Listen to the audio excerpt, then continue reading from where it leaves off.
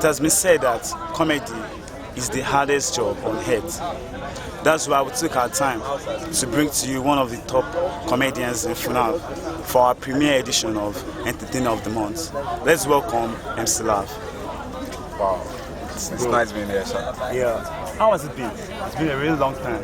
Wow, yeah, it's been a very, very long time actually. Okay, before really going into the history, let's know more about your childhood and growing up. Well, that's a big one. Actually, I grew up in Ibadan, to Mokola to be precise, Leventis to be much more precise actually. And it was actually it was fun growing up around Leventis because we had a bit of we're in the middle. We couldn't be called Bako and we cannot be called Boti. We're like in between, so we had a blend of the rich life and both the poor life. So it was kind of fun. It's cool. Your journey before getting to Funaab. Let's know about the education. Actually, I went to my nursery school, Omalewa Nursery and Primary School in Ibadan. Then I went to a series of secondary schools. A lot of secondary schools.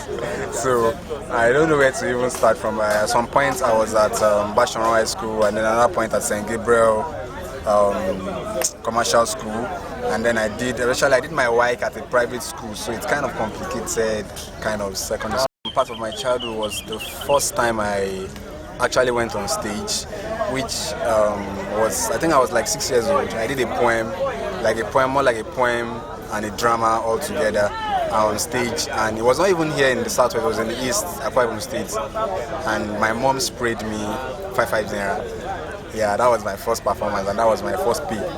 So it's kind of very, very memorable for me. That's awesome, really awesome. We know you to be a comedian, but apart from the main body of work, what else do you do? Aside from being a comedian, I still rotate around the screen. I'm an actor.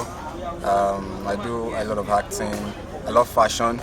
A lot, and I'm just a camera person. I love the camera a lot, and so I still rotate my life around being on the media. Like Seriously 3.0, it's like one of the biggest show in Funaab for this year. Let's know the journey of like Seriously, starting from the first edition to this one, and what we should expect afterwards.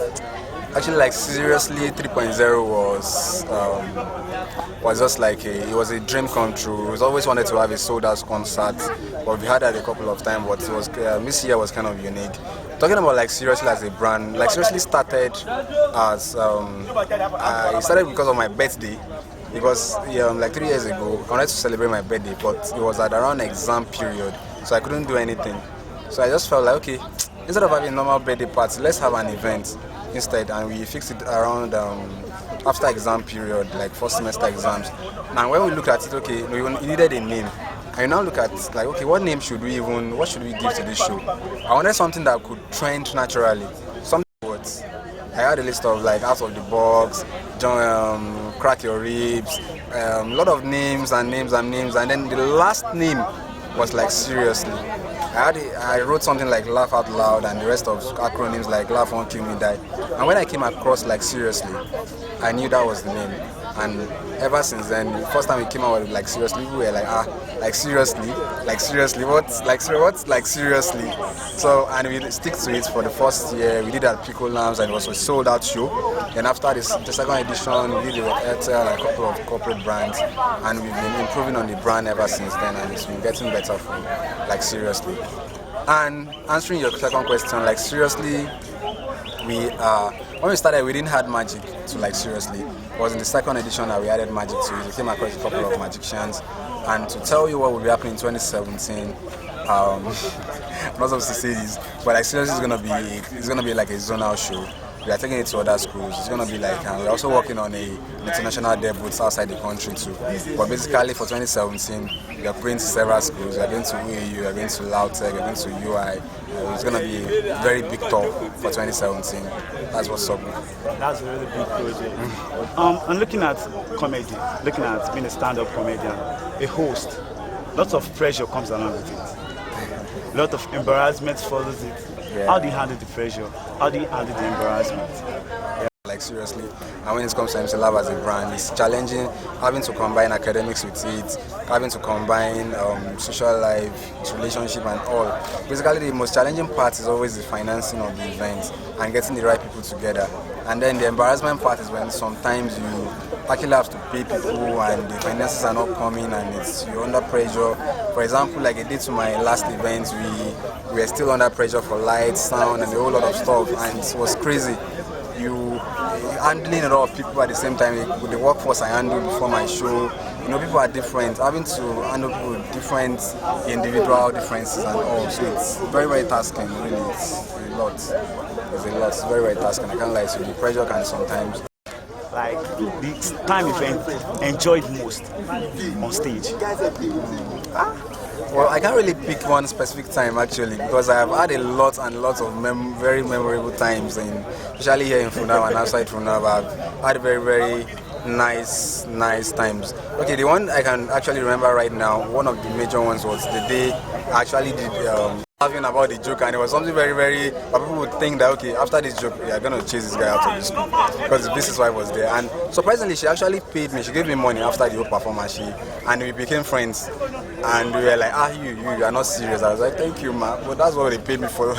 So that was one of them. And another time was we did something with the Commission of Tourism and Culture at some point. And we had there was another. A lot of, I can't really, the whole lot, if I want to go into it, we won't leave there today. But I've really had a nice time on stage, and I have to thank my fans for all of that. Now, going lighter on MC LAFF, let's get to know your. The only thing I don't take, I don't like is, I don't like a core and a wedu. I don't do wedu. That soup sounds makes taste somehow. I don't like it. So in case you are there watching and you want to cook for me, please minus a core, a wedu, all that kind of stuff. Or any other thing that that it's kind of delicious. Just bring it on. Okay, this is a 2-in-1 question. If you have to have superpowers, what would you like to have, and what do you think makes you hungry? Okay, if I'm to have a superpower, I think I would like to have that kind of flash. You guys know Flash now, it's very fast. And the reason is not simple. One, I will not enter Market again if I have that kind of power. All this, if you like, call cab 100 naira, it will not affect me again. I'll just be flashing, be moving very fast. Two, I can just walk into GT Bank and pack all their money between microseconds. I will not go even do comedy again. I don't go do comedy again. I will just pack money for GTB every week. That's all. So, if what makes me angry, actually, it's just I don't really get angry. It's hard for you to make me angry. But one of the things that gets me angry, if you lie against me, you lie about me, or it's lies actually. If you just lies, you get angry about that. If you lie against me, I can do every other thing. You can steal money, you can steal my girlfriend, but if you lie, bros, I don't like people lying against me. And talking about relationship, your girlfriend, how do you handle the girls? Okay. Okay, I would say that handling the girls, well, it's simple. I keep it straight with the girls. I'm still here because of my female fans, so I value them a whole lot, but sometimes it can get complicated, and I simply draw the lines, the boundaries between friendship and every other thing, and that's how we are cool. I don't do friends with benefit, but sometimes you can bend the rules. It's allowed, especially in the night. Okay. 3 pieces of advice that has put you to this stage that you are now. I think the first thing we've been trying to do is, the first advice I got straight from the beginning is that 1, be consistent, and 2, you have to be spontaneous and hardworking. So those are like the major advices I had, and I never think that you have gotten there yet. You have to keep working. So it's the hard work, the consistency, and spontaneity, and then lastly the humility. Those are the things that kept me going. Humility, yeah. Still on 3 things. Let's talk about people now. The 3 people you like to be compared with. Okay. The 3 people I would like to be compared with. So the first person is Bobby. I love Bobby because Bobby is creative. Bobby is spontaneous.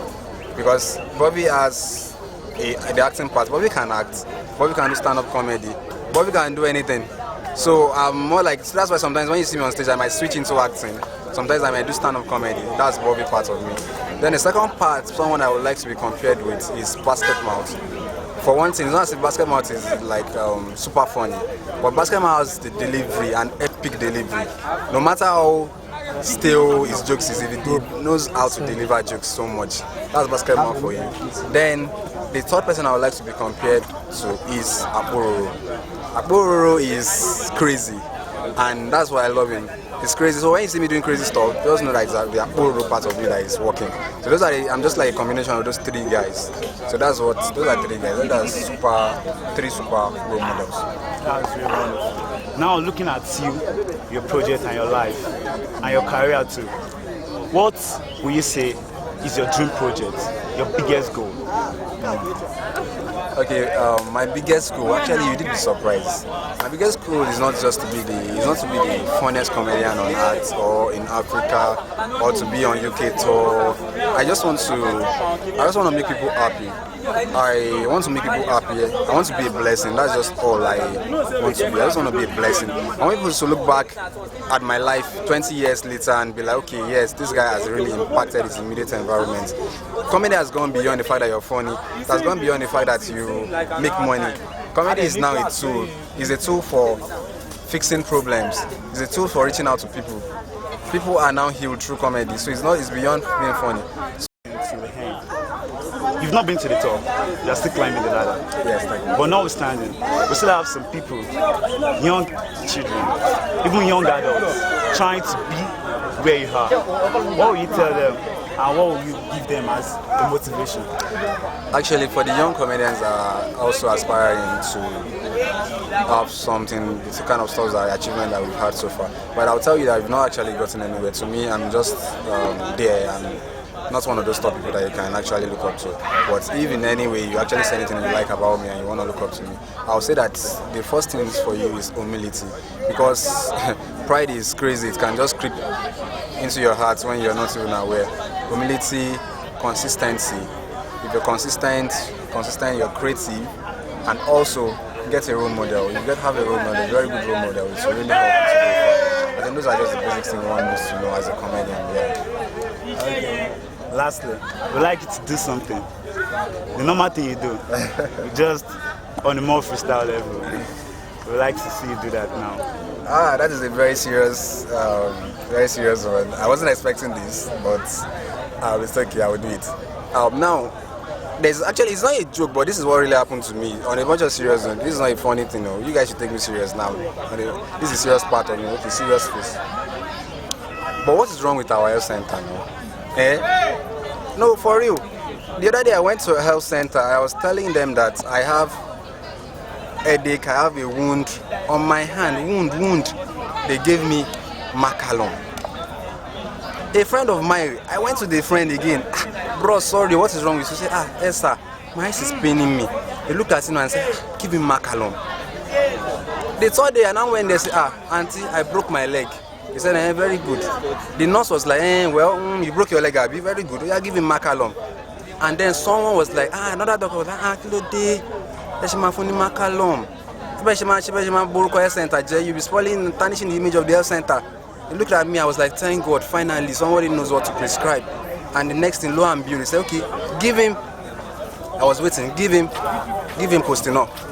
All right, ladies and gentlemen, guess what you're watching? Funaabwhistle, po. They are the final whistle. Anything you want to hear, they are the final say. You guess what? Follow them on Instagram at Funaabwhistle, on Facebook, on Twitter, anywhere. Just follow the whistle. Thank you very much. My name is MC LAFF. Watch out.